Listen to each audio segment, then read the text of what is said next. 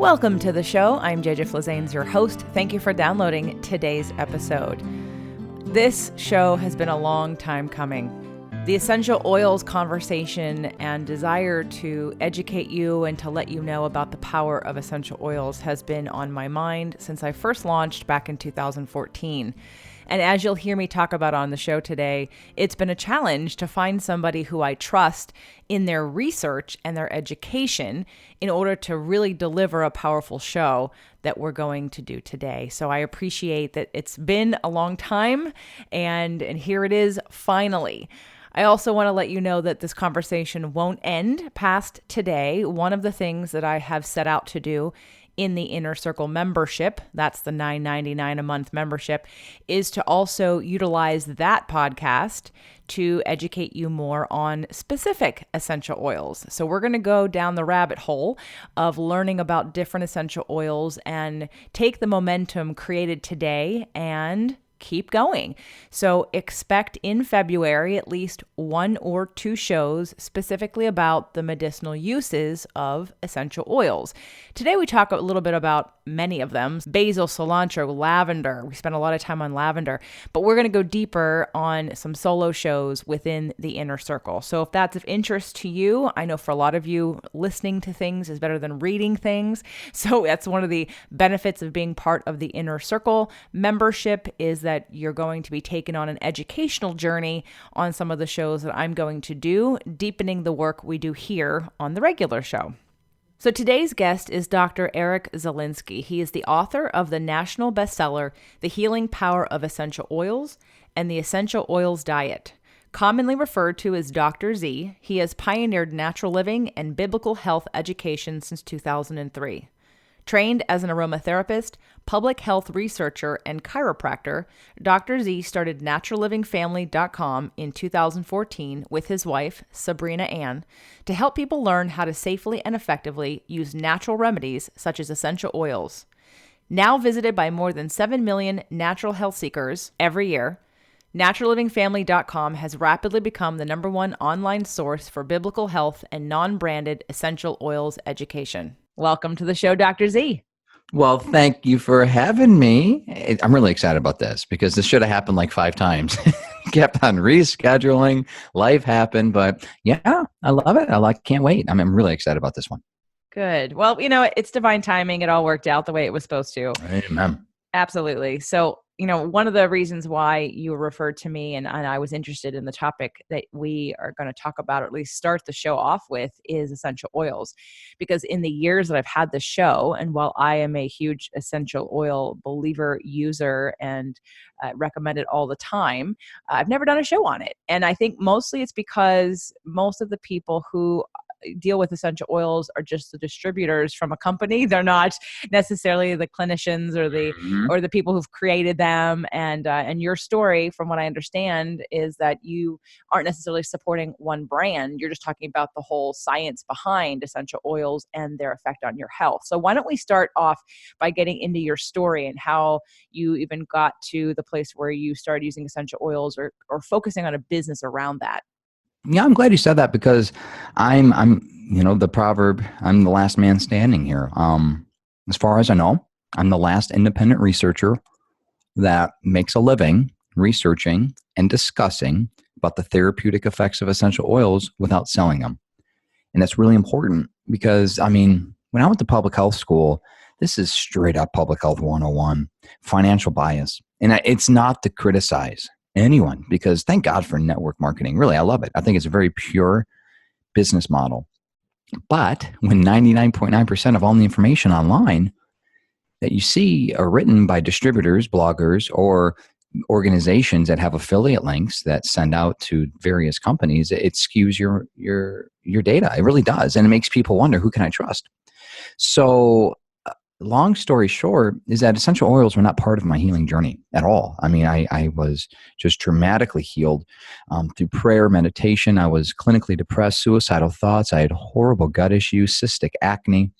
I was a wreck. I medicated self-medicated chronic pain through narcotics, alcoholism, And when I was a young adult, I'll never forget going to a neurosurgeon who took an MRI on my spine and said, "What did you do to yourself? You have a back of a 50-year-old."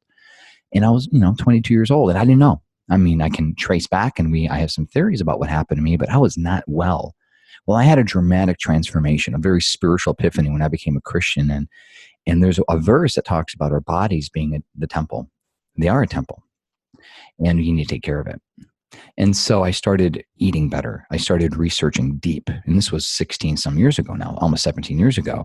And everything changed, from the body care products to the foods that I ate and things that I drank. Of course, thank God I quit smoking and drinking, didn't do drugs anymore. All of my life changed. But essential oils weren't part of it at all, until I met my wife. And my wife, she has her own healing story with essential oils that started 26 years ago when she had a chemical burn on her face. And her mom's friend, who was an Ojibwa, and still is an Chippewa Indian practicing Ojibwa medicine, gave her her first essential oil kit. And it was lavender that really helped heal her skin. I mean, she burned the first 3 layers of her skin off from the bridge of her nose down to her neck. And so, when we got married, my wife did her thing. And I love my wife. She's beautiful. She always smells great, but I just thought it was smelly stuff. And I kind of jest, but I'm not going to go play beach volleyball with my guy friends smelling like ylang ylang. We'll take my guy card away. So I never really thought about essential oils until one of my clients at the time, because I was a medical writer, and one of my clients commissioned me to write a series of public health reports about the therapeutic efficacy of essential oils. And that was my job, my job, to read hundreds of studies about blood pressure, blood sugar, cancer, pain, all sorts of things, dementia, brain health, and you name it. I had to study it. And I wrote report after report after report. And it's kind of funny. And you know how women can be. And like, hey, I went to my wife, Sabrina. I'm like, did you know this? She's like, yeah, told you so. Yeah. Did you know this? Yeah. I'm like, why didn't you tell me this? She goes, I tried. You didn't listen. I'm like, you're right. And so we kind of have this, like, for us, we actually connected deeper. Spiritually together, we connected emotionally, we connected mentally, that there was a passion of hers that I now was able to jive with. So now her and I started teaching essential oil classes together. I'm the researcher. She's the practical DIY, the Mama Z, I'm the Dr. Z.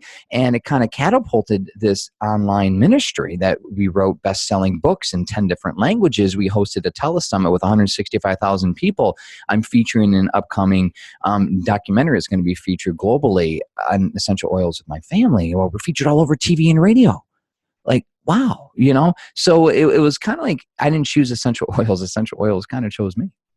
Well, that's amazing. And there's so much to talk about on the show. I don't think we're going to get to all of it, and we may have to have you back because there's the spiritual, there's the business side, there's that divine timing, because I really do want to talk about essential oils from that perspective, like you said, of the researcher and having information about it and not necessarily being attached to one particular company and one particular, let's say, way of thinking about a product and selling a product. And you mentioned lavender and helping with burns on the face. I've often heard that you're not supposed to put essential oils directly on your face. And so before we get too far deep into other things, can you address that? Oh yeah. It's all about dilution. You never, ever, unless we're talking combat medicine. Let's kind of go back a little bit. Let's go back 50, 60, actually, no, not 50, 70, 80 years. Combat medicine, World War I, World War II, the medics on the front lines of the battlefield were using essential oils to prevent gangrene and infection. Oregano, thyme, tea tree, lavender. Then the antibiotic came in the mid-40s, and that changed the world. Okay. So using essential oils for emergency medicine, you do what you got to do, right? But if you're at home, like all of us hopefully are right now listening, most of us, if you want to use essential oils, you always want to dilute them with a carrier oil, which could be as simple as getting out your coconut oil or your olive oil from your kitchen. Or if you want to get fancy and get some more typical aromatherapy oils, that's sweet almond, jojoba, shea butter, fractionated coconut oil, the list goes on. But I'm convinced that our bodies have not been designed by God to interact with these potent plant-based chemicals in its pure, unadulterated form without diluting them. It can be dangerous. And what we see people today are using essential oils, putting them straight on their skin. It's also known as NEAT. And it's causing what's known as sensitization. It's a contact dermatitis. It's just too much. Like, you're not going to walk into a lavender field and see a pool of lavender. It takes roughly 3 to 5 pounds of lavender flowers. Just think about that. Just get one itty bitty bottle of lavender. So yes, they're natural, but they have to be steam distilled, and so they're very concentrated. But again, going back to World War I, World War II, if you're on the front lines and if you're bleeding, if you just cut off your arm, you got to do what you got to do. But for those of us who aren't dealing with emergency situations, you dilute them. And that's what we teach in our books. I mean, it's very simple. It's simple math. It's dilution. It's conversions. It's not hard. But yes, to answer your question, you can apply oils on your face. You just want to make sure that it's less than a 1% dilution, which is roughly 6 drops of essential oil per ounce of carrier. That's the rule of thumb for the face, or less. Same thing with babies. Babies we want to treat because they have very sensitive skin, less than 1% dilution. But when you're treating a tumor, and people do, you could go higher. You could add more essential oils, but you never just want to just slather frankincense on a mole and have that be something that you do every day. I mean, that could cause a problem. I have to ask because it's something I've been introduced to and actually have done. So I know that there are some essential oil companies out there that are food grade and some that aren't, or a lot that aren't, and a few that are food grade. Can we talk about that in terms of ingesting them? Because things like frankincense for a tumor, for instance, talk about that. Yeah, I mean, here's the thing. I don't know where the confusion came from. Well, first of all, there's no such thing as a food grade or therapeutic grade or medicinal grade. These are marketing terms. And the reason why there's no such thing as it is because there's no third-party governing agency. Essentially, the Food and Drug Administration, the FDA, doesn't monitor what's on the market at all. And so the label you can't trust. Because some companies say it's a therapeutic grade. It doesn't mean anything. It really doesn't. So what we're looking at is purity. If an essential oil is pure, which means it has no adulterants, no chemicals, no additives, then theoretically that is safe to ingest if they are included in the list of safe oils to ingest. And there's a huge list. Just go to the FDA website, type up essential oils, FDA. There are 150 plus oils that are used as food additives. And that's where I want to bring people back. What do you think flavors your peppermint mint patty? What do you think flavors your gum, your ice cream? Anything that says flavor in it, it's either an essential oil or a synthetic version of an essential oil. That's exactly what food flavorings are. Now, natural food flavorings are essential oil based. Synthetic, artificial are the fake version of that, and they can cause a problem. So the point is, it's dosage. No one knows the proprietary blend of essential oils that flavor your Coca-Cola. But what do you think flavors your Coca-Cola? It's like, oh, wow, really? Yeah, a little bit of clove, a little bit of this, a little bit of that, right? So what we're talking about is what the body can sustain. And the body cannot sustain 15, 20 drops of essential oil in a gel capsule 5 times a day. So when you go to Pinterest to get your medical advice, which you never do, and you see these morphine bombs, the whatever flu bomb stuff, that's ridiculous. Like, we got to get back and realize that if you're going to treat an essential oil and use it like a drug, it can have drug interactions. And if someone's on a drug like warfarin, like a blood thinner, you want to stay away from clove because that could cause you to hemorrhage internally. Whoever taught you that? You're not learning that on Pinterest. And that freaks me out because people are using essential oils as medicine, which they can be, but they're not thinking about all the different factors. So yes, they are safe to use. And there's nothing like a drop of cilantro and a drop of lime in your guacamole. It's like heaven. It really is. It's like, are you kidding me? I love my soda. I haven't had soda pop in 16 years. I get a little bit of liquid stevia, a drop of grapefruit, or a drop of lemon with some sparkling water that we make at home. Boom. Love it. But that's what we do. I'm drinking my matcha green tea latte. We wrote our book, The Essential Oils Diet, that just came out a few months ago. I love matcha green tea. You add a drop of peppermint. You add a drop of cinnamon bark. We're talking this helps balance blood sugar. It helps curb cravings. It gives you energy boost, and they're full of antioxidants. So again, 1 or 2 drops here or there. And it's worthwhile to do a little research to figure out, okay, what should and shouldn't I do? So long answer to a short question, but the biggest issue right now in aromatherapy, and I have it on record, because the school that I went to, the Atlantic Institute of Aromatherapy, is run by Scylla Shepherd-Hanger, who's been an aromatherapist for 40 years. And she told me the history of what happened. True aromatherapy, pure, real aromatherapy, uses essential oils, very potent, or uses them for medicinal purposes, including anal suppositories, including sublingual, including you name it, they use it. I mean, this is medicine. The problem is, and this is what Scylla told me, was when multi-level marketing came out, and then you have everyone teaching now people how to use essential oils, untrained people that are trying to either make a dollar or just spread the word, this mass awareness of unsafe use started to happen. And so what happened was, it was almost like a concerted effort. Aromatherapy schools started to tighten up their lip about internal use because they're trying to balance the unbalance by saying, okay, don't ingest where everyone's saying ingest. So we're trying to create a balance here. It was really wild. And I was talking to Scylla about that. I'm like, that doesn't make sense. Two wrongs don't make a right. She was like, you're right. We need to teach people the right way. But the problem is there's so much false teaching out there. So you go and half the aromatherapy schools teach that ingestion isn't safe, but that's not what I see in my text. That's not what I see in history. That's not what common sense tells me, because out of all the essential oils, this is key for those people who love data, of all the essential oils manufactured in the planet, 50% are used, consumed by the food and flavor industry. What does that tell you? Very only a small percentage are actually used by the aromatherapy industry, including doTERRA, Young Living, and the big companies.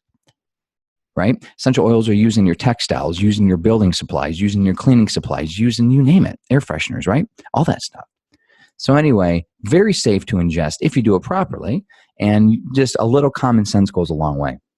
Well, let's address some of the key, let's say, ailments that people can use essential oils for. So we already heard through what you had talked about with your wife and the skin burn, and using lavender oil, probably in wet fractionated coconut oil that she did. Maybe there was a combination of oils, but I'd love to hear some of the top, the easiest things, like for me. So I'll tell you some of the things that I use. So for me, peppermint for a headache, putting some peppermint in my hand and then inhaling a few times. Really, if I never get headaches, usually headache means from the emotional place of overwhelm, but so I don't get headaches that often, but in the case that I do, I use peppermint. Same thing for lavender if I'm trying to fall asleep, or if I want to decompress, using lavender in my diffuser or on my feet, at the bottom of my feet. So let's talk about some of those things people can use essential oils for that you have found are like the easiest, most common things that we can replace a drug or an over-counter chemical that someone might be using. Yeah, that's a good question. There is more and more research happening and being done on the therapeutic efficacy on human trials. What we have is a predominance of research, in vitro research, cells in a petri dish. We have a lot of animal trials, but very, very few studies when it comes to using essential oils on cancer on human patients and other diseases. So I want to refer back to that. I want to refer back to what we know, but also refer back to what tradition has told us for centuries.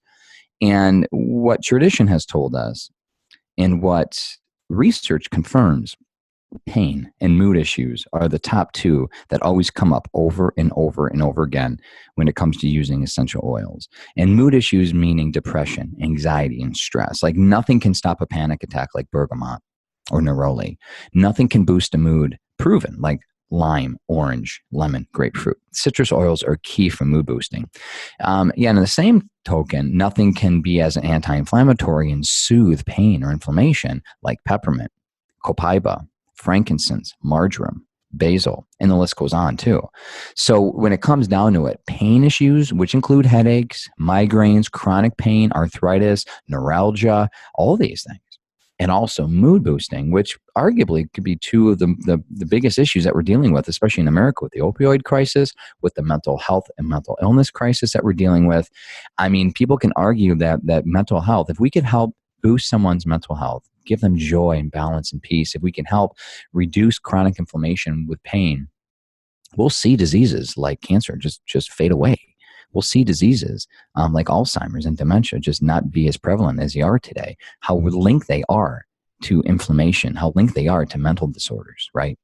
And so to me, those are the two big ones. And it's wonderful because when you're using essential oils the right way, you get the olfactory benefit when you inhale them, and you have an immediate impact on your limbic system, your primal brain, where your mood, your emotions, your memory lie.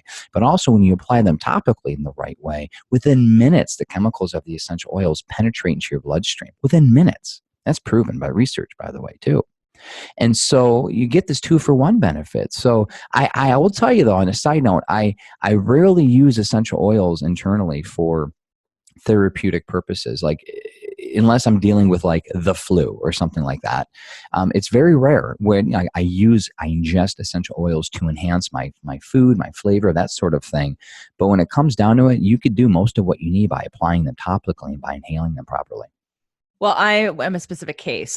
So, and what I was working with them for, I've done essential oils for 20 years in different ways. And even back in the day, did an MLM that had essential oils as part of their line of products. And before I decided if I was going to work with them or not, I went to, I think it was in Utah. I think I went to the plant and there was education and there was a physician and I have his book. It was on essential oils and they'd make blends for things like sleep and for muscles and all things that you're talking about and headaches and respiratory things. And there was never any talk about ingesting. And it was only in the last 6 months that someone recommended frankincense to be ingested. And so past that, even though, or maybe I think in the past, I listen to my body all the time. We do muscle testing and I'm pretty intuitive and I teach people how to do that. And at one point, whether it be nausea, or something that I had that I wanted some peppermint, it did immediately change. So I don't ingest them all the time. It was this conversation of food grade versus non-food grade, which as you just dispelled is a myth and a marketing term, but it's also just how pure something is. And if someone's calling their product food grade, then maybe I can trust it might be more pure. Would that be something I could maybe assume?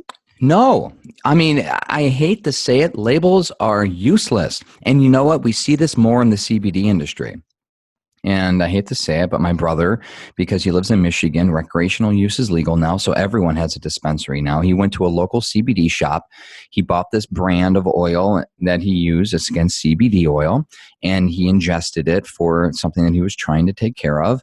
And within an hour or so, he started hallucinating. He actually called the hospital. Or he called the emergency and he got, or 911 or something. And he ended up getting like an ambulance, go to the emergency room to get his stomach pumped.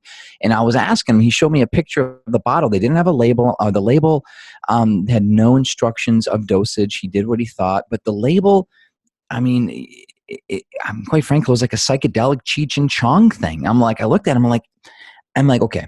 I kind of laughed at myself. I'm like, I showed him the label that I use of CBD versus the label that he had. The one that I have is professional. There's dosing in there, whatever. But, it wasn't, bottom line, what he had wasn't pure CBD because CBD won't get you high. It was laced with THC. It wasn't a pure product. So at the end of the day, especially CBD and essential oils and supplements, you really can't trust what the label says. You got to do a little deeper research. And here's the nice thing about essential oils and what the industry as itself, because the industry has been self-regulating. All the companies right now, I don't want to say all, but most good companies that I know of are very transparent. And you go online and they have batch specific reports on their website. So if you want to buy orange oil or frankincense, for example, you go to XYZ company, you click on the orange oil button, you should see the GCMS, the gas chromatography mass spectrometry report. What's that? It's a fancy way of saying it's the essential oils blood panel. Now, I get it. Anyone can go to the Ready Lab now next door and get their cardiovascular disease risk panel. Like we all can do it. Not that I expect you to be an expert or you're not a cardiologist, but when you get that blood panel back, it will tell you within normal limits, without normal limits. That's all you want. You want the report to tell you yay or nay. That's basically what the GCMS will do. It is a report done by a third party that company pays for. doTERRA and Young Living and these companies like Eden Gardens, they pay millions of dollars to have their products tested by third party because no one else is doing it beside them. These third party companies will give them a report of what's in the oil. And typically there's like the quote executive report that says within normal limits, adulterants detected, everything is good. That's the level of transparency that we need, especially for people that are using CBD or essential oils for therapeutic medicinal purposes. That means more to me than any label, because whether it says therapeutic grade, medicinal grade, this grade, that grade, THC, no THC, CBD, all that stuff doesn't make sense. It doesn't matter because the label can say whatever the label says because no one's managing that. No one's monitoring that until, God forbid, someone dies. Then the FDA gets involved. So that is the quote kind of scary thing that we're dealing with in the health industry, is that anyone can say whatever they say and make wild claims. Oh, I experience that all the time in the fitness industry. Don't you worry. There Hmm. is so much BS that's not backed in any kind of science that people spout out and say. And it's amazing to me, especially when it comes to exercise, like literally force and movement and the involvement of muscles and a neurological connection. Just the things that I hear. There's so many people talking about exercises that do X, Y, and Z that have no physiology background and no biomechanics understanding. And then I want to say to myself, do you have, or even physics? Oh my God, physics. That's one that trainers aren't science based because there's no regulating, body of education, so to speak. There's certifications, but they're not all in agreement and they're all teaching sort of different things. And most of them just want you to, again, like you said, stay safe and make sure you don't get sued. But in terms of the science, you have to kind of go out and find that yourself. And so I hear you on in the fitness industry as sort of a comparison here to essential oils.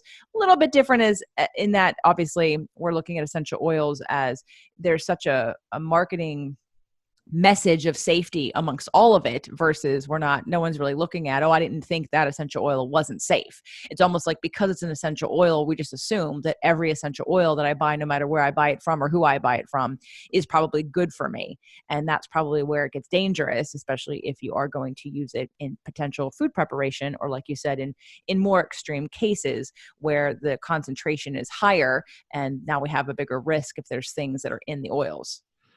Good point. And during my first telesummit called the Essential Oils Revolution back in 2015, I interviewed Dr. Robert Pappas, who runs a third party lab that has virtually tested every oil on the market.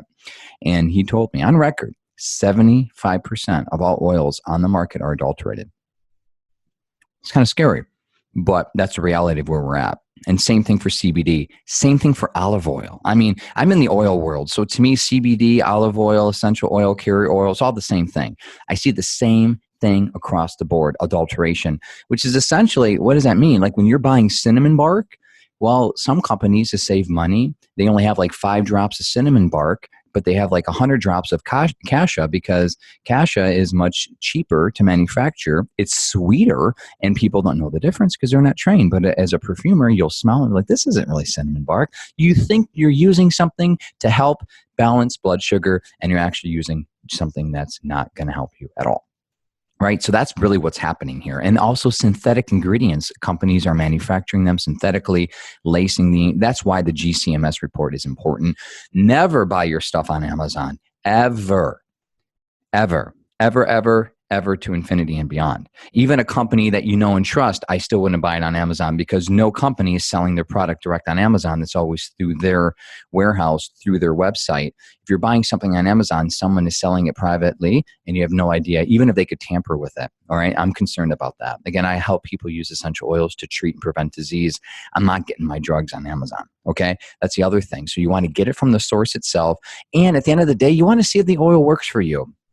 Peppermint is a big one because of the high concentration of menthol. Sometimes people just, because of different species, different harvest times, different chemical constituencies, people might have a negative or adverse reaction to a specific essential oil just because their biochemistry cannot essentially mix well.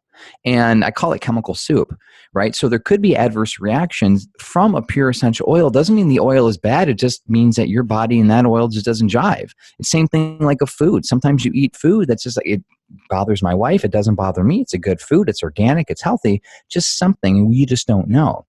So there's something called the organoleptic evaluation where you have to experience the oil through the six senses. You have to taste it, feel it, touch it intuitively. Like, how does your body react when you're around an essential oil? So before, if someone's interested in buying an essential oil or using them, I'd recommend getting a little kit. Just a little baby kit that costs you $10-15. Get a couple different ones, typically lemon or rosemary or peppermint or some of the ones that are cost effective. And open up the bottle. Smell it. Get a little coconut oil in your hand. Put a drop of the essential oil and rub it on the back of your hand, called the skin patch test. Just like you're not going to clean your carpet with a brand new carpet cleaner, the instructions say first, before you clean, go into an inconspicuous corner and make sure it doesn't stain. Same thing, skin patch test. Before you start applying oils on your tumors and over your body to help heal whatever, just try it. See, does it break out in sores, rashes? That's not a good reaction. That's not detox, by the way. That's another internet myth. That's an adverse reaction. When you experience the essential oil, does it produce some sort of anxiety, some sort of stress? Remember, we're triggering the olfactory system that directly impacts the limbic system, your mood, your memory, your emotions. If you were traumatized, or if you were hurt or abused or had a negative experience then around a situation and the environment had a certain odor, that odor can trigger that reaction to you. So some people might smell an oil and immediately get anxious, and they don't even know, because of suppressed memories, that there was something that happened to them in a negative way. And you could flip that on its head, because people that are using emotional recall therapy right now, they're using essential oils to help track and imprint their brain for healing. So if you're going through a season of healing, a season of well-being right now, and if you've just fallen in love with, let's say, rose oil, well, you're imprinting your brain and the brain will remember rose as something good, empowering, healing. 15 years down the line, you will smell rose will bring you back to today. In the same way that whenever, I don't ever think about this actually unless I'm interviewing or teaching, but when I run into a woman who wears a certain perfume that reminds me of my first girlfriend 25 years ago, I immediately go back to being a kid. It's like right there. I just think of Becky. And no offense, Becky, if you're listening, I typically don't think of you other than interviewing when I'm trying to create this illustration, but it brings me back. Same way Thanksgiving dinner brings me back to grandma's home, because I love my grandma. She made great Thanksgiving dinner, and it just gives me that warm, fuzzy feeling. So that's the intuitive aspect of it. So just because an oil is pure doesn't mean it's going to be good for you either.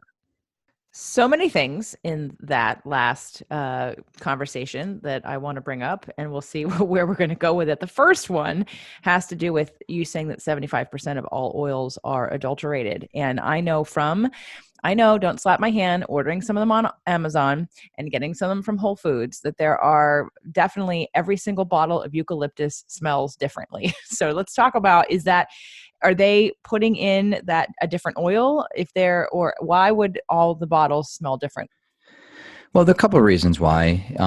Harvest, species, variety. I mean, like that's in and of itself. You got Eucalyptus radiata, you got Eucalyptus globulus, you got a different variety of species. Harvest one year versus another year. I mean, anyone that grows tomatoes in their backyard knows that, hey, like my wife says, her mom and dad have been, it's kind of funny, but her mom and dad are master gardeners. Her father is an agri-scientist, and they just remember whatever that was, the spaghetti sauce from the harvest of 1996 just had that yucky taste to it. And when they canned a bunch of that, they just remember, oh, is this 96 sauce? Is this the 1996 version? That like stuck with them. It was just the soil. It was the rain. It was just the chemical constituency. So that accounts to the smell. But look at the ingredients, and hopefully the company's being transparent, especially Whole Foods. I remember going to Whole Foods and looking at their neroli, and they're selling their neroli, which is an expensive oil because it's made from orange blossoms. Again, not orange rind, orange blossoms. And think about the amount of plant matter from the petals of these beautiful smelling, sweet smelling orange blossoms that you have to get a bottle of essential oil. It's extreme. That's a lot of plant matter.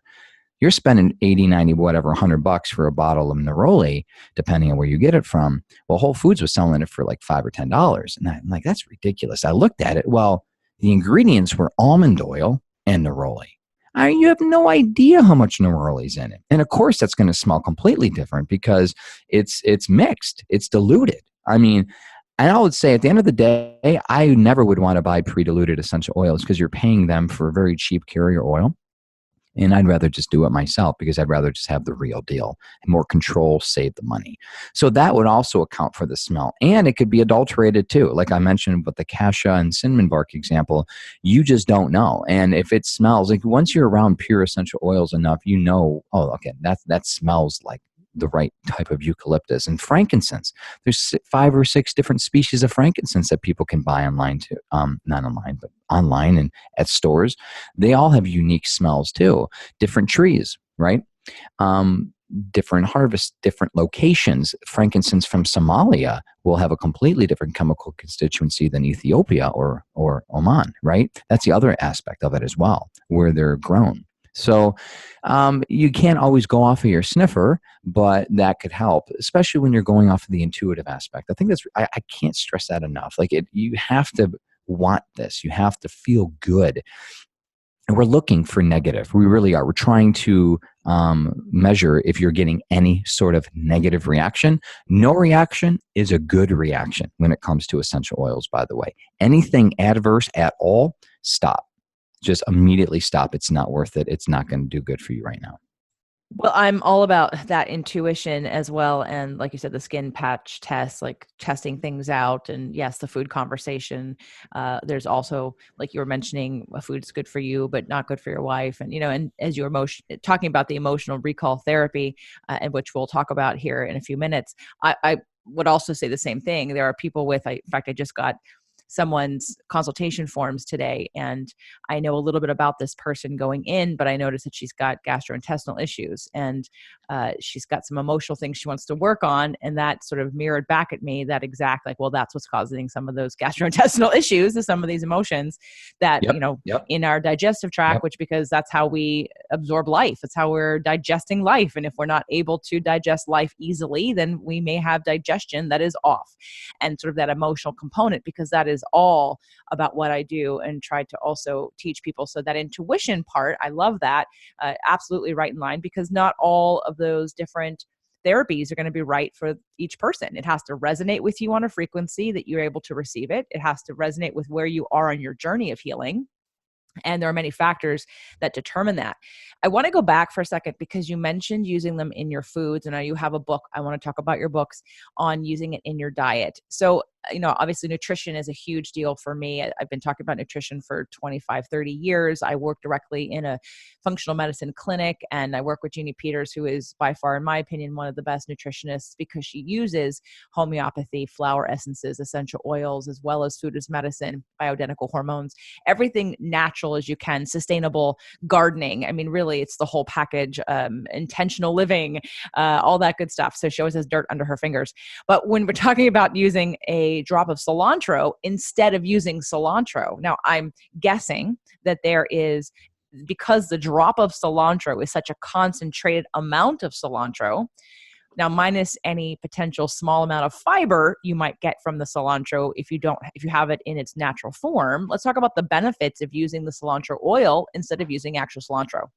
Yeah, that's a really good point. And by the way, for those of you who are like my wife and you're all about conversions and recipes, it's typically 1 to 2 drops of essential oil per teaspoon of a dried herb or spice. So you could simply put 1 or 2 teaspoons of lemon zest if it calls for that. If it calls for 1 teaspoon of lemon zest, or 1 teaspoon of cilantro, or 1 teaspoon of curry, you can easily just replace that with 1 to 2 drops. We like to use both.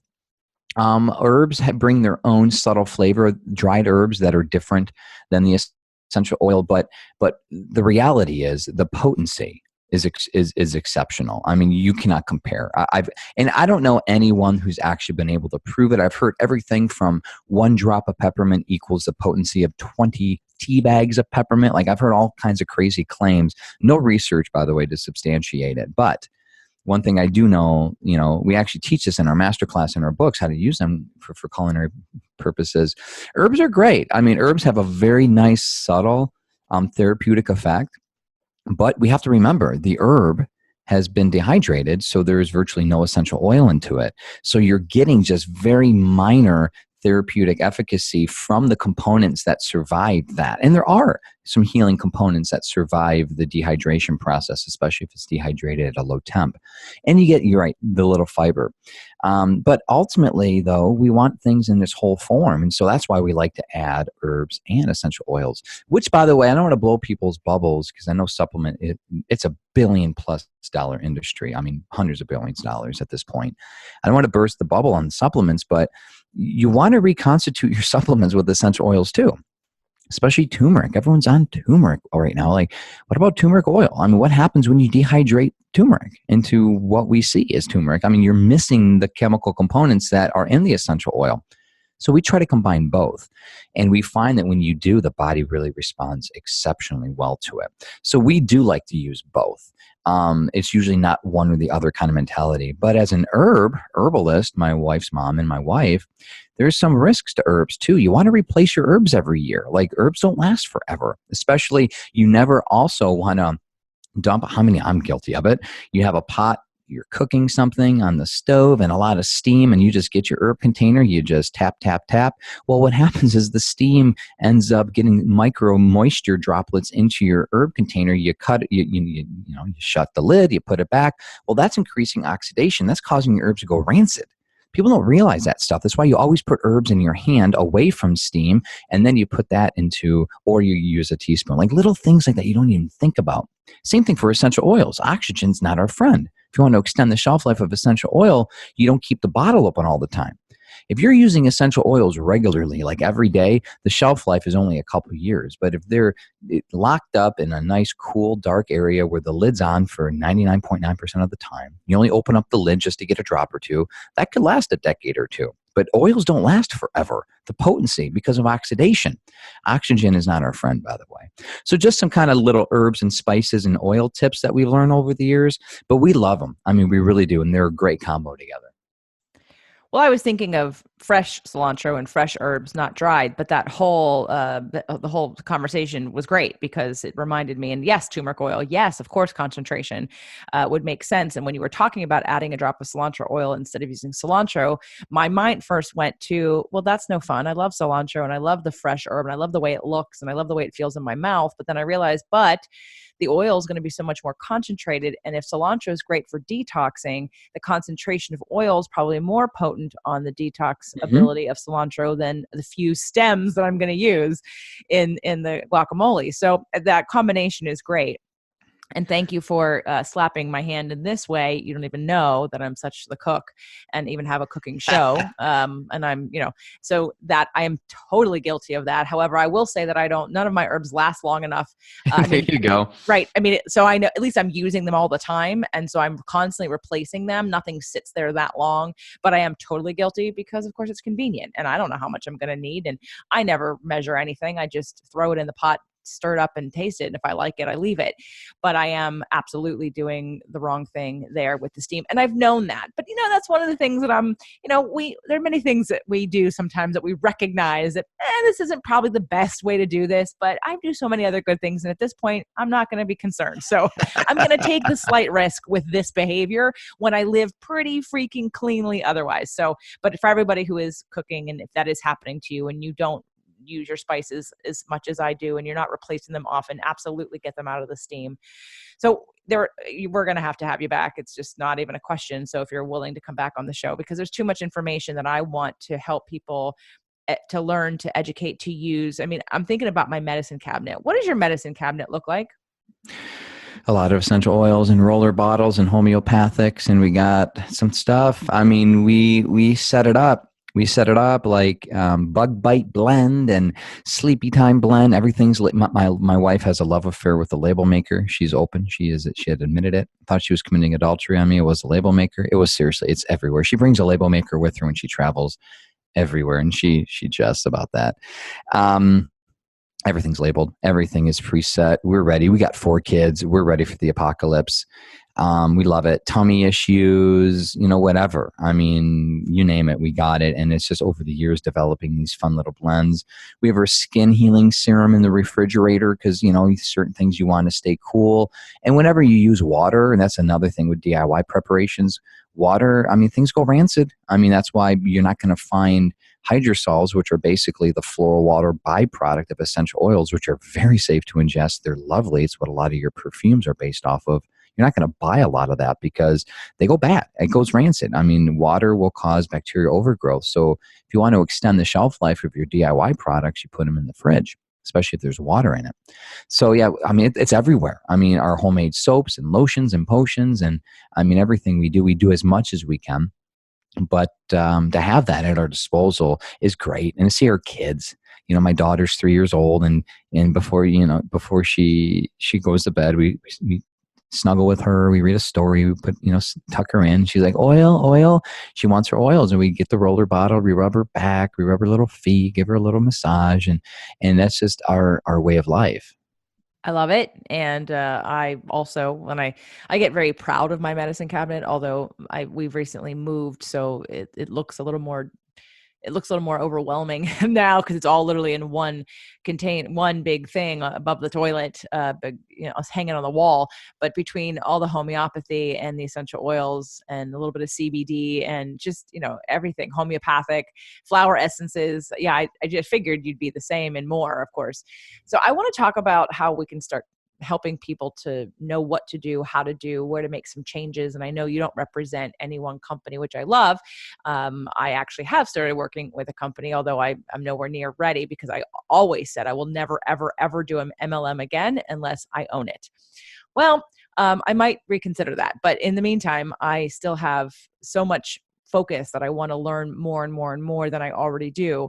And I know you've got a ton of information and books and things like that. So why don't we start with, where can someone go first? Where should we go after this conversation into your library and wealth of knowledge? And what book should we get first? Yeah, thank you. I mean, first, we have a database, a ton of free resources at naturallivingfamily.com. Tons.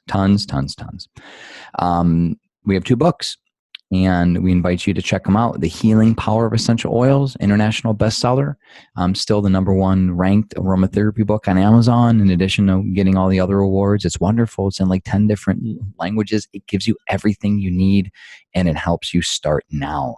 Again, The Healing Power of Essential Oils, available everywhere books are sold. The other book we have is a newer book. It's a diet book that people kept on asking us, like you asked us, like, what, lifestyle and food and how we do it. And people learn that my wife wins Mrs. Georgia, a competition that she just won a couple of months ago at the age of 41, competing with girls half her age. Like, how did she win swimsuit, right? We kind of show you her protocol and what she did and how she used essential oils in food. That's called the Essential Oils Diet. And once you're plugged in, we have a lot of great resources for you. We have a masterclass, an Essential Oils for Abundant Living masterclass. We give people free viewing of that whenever they want, just to get a chance to see and learn. That's, again, available on our website.